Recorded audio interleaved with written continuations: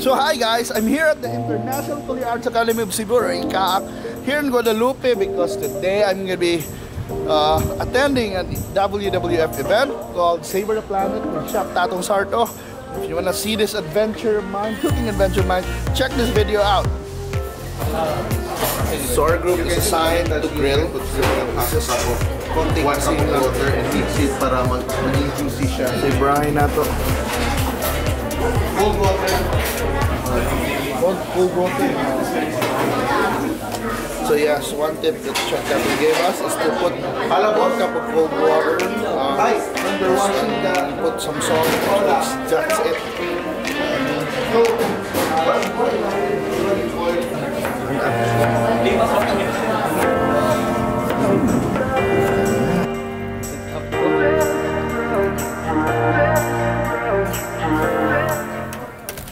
Kailangan pala umapoy na yan.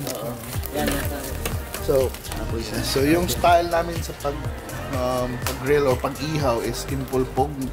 Yung parang more street heads for you guys. Nandun pa lang yung mga street.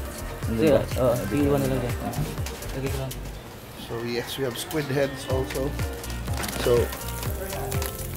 ang tip pani is kailangan mo paypayan na hanggang umapoy. Para sunog yung, parang sunog yung labas.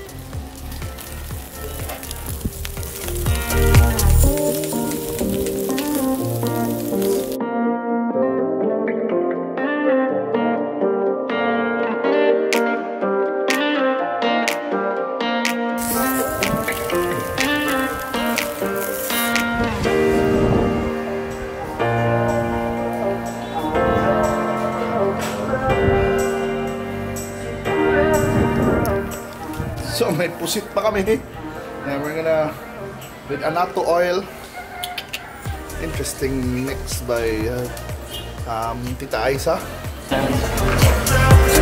Nagawa lang sausawan sa So now we're making a sauce made from pork blood, pig's blood. Pig's blood sa pwede paging sausawan. It's a dipping sauce for the Pulpog. Okay.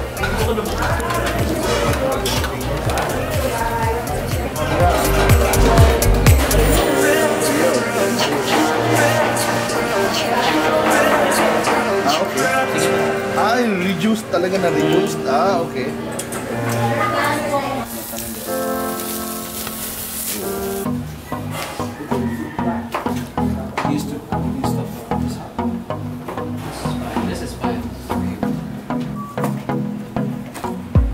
So mani super sinugba na Pulpog style.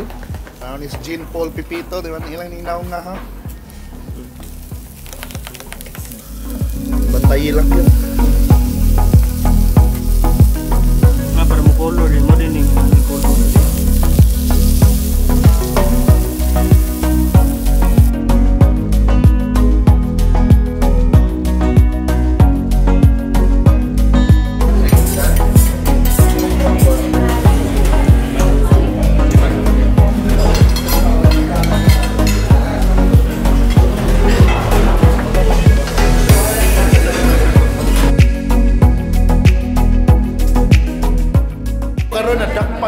Chef Tatung nakauli siya sa Cebu, pero so punta na ko chef kung uli kag Cebu unsa maging mga pagkaong Cebuano na pangitaw.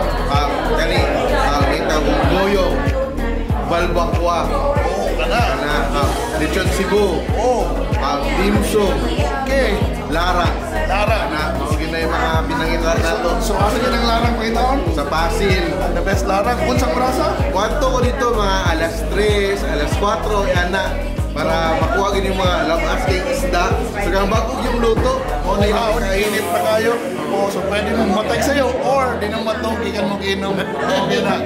So thank you so much sir, about just mga local food. So, punta kayo na Cebu. Ito, tingnan mo na. Pakinggan niyo yung rekomendasyon ni Chef Tatung, subukan niyo yun. Wala yung ganyan sa Manila. So guys, we just had an awesome cooking session with Chef Tatung. And you know what, yeah, I heard his food recommendations. He knows local food. And of course, if you wanna savor the planet, you wanna promote sustainable dining, please eat local, support local, buy local ingredients. course, cook if you can. And of course, support restaurants owned by locals that uses local ingredients. Yeah, I learned a lot today. And of course, I'm a big supporter of the Sustainable Diner program of the WWF. So guys, if you want to learn more about the Sustainable Diner program, check out my blog. Because there are details there on how we can help.